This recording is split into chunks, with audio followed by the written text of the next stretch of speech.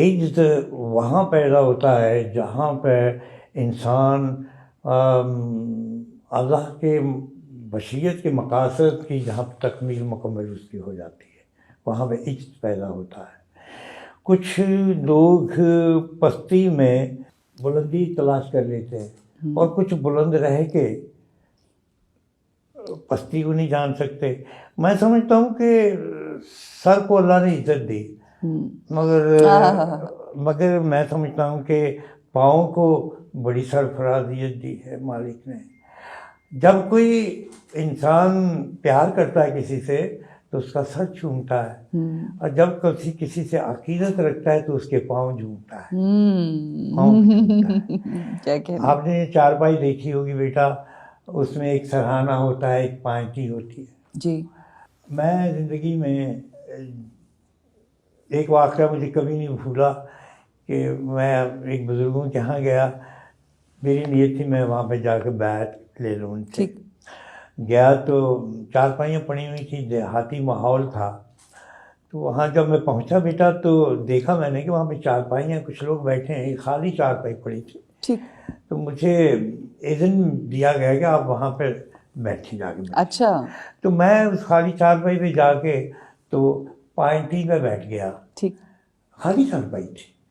جب میں پائنٹی پہ بیٹھا تو وہ جو بزرگ تھے ان کے منہ سے اچانک نکلا اللہ، ایسے کر کے اچنبے سے گھبرایا ہوا، جیسے وہ ہوتا ہے جیسے بزرگان دین کا وتیرہ ہے کہ وہ بات کوئی کرتے ہیں تو وہ اچانک ان کے اندر سے وہ چیز پیدا ہو جاتی۔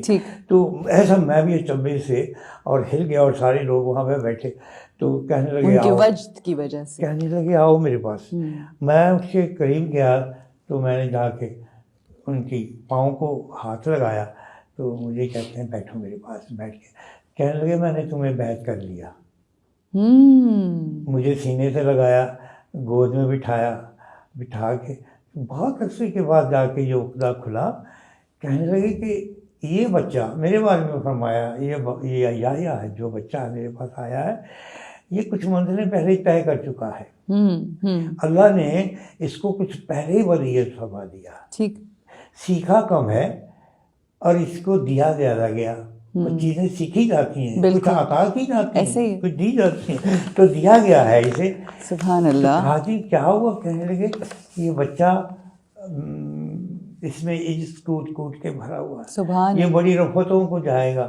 میں تو سمجھتا ہی نہیں تھا ان باتوں کو، تو میں تو بے علم آدمی ہوں، تو اسکول مکتب نہیں گیا، کوئی ڈگری نہیں ہے، کوئی کچھ نہیں ہے۔ تو وہ کہا کہ اصل میں جو شخص اوج ثریا تک سوچ سکتا ہے، جانا ایک علیحدہ بات ہے، صرف سوچ ہی اس کی پہنچ سکتی ہے، اس کو انتہائی درجے کا عاجز ہونا چاہیے، محبت کرنی چاہیے۔ لیکن ایک بات ہے، عمل بالمعروف اور نہی عن المنکر کو چھوڑنا نہیں چاہیے۔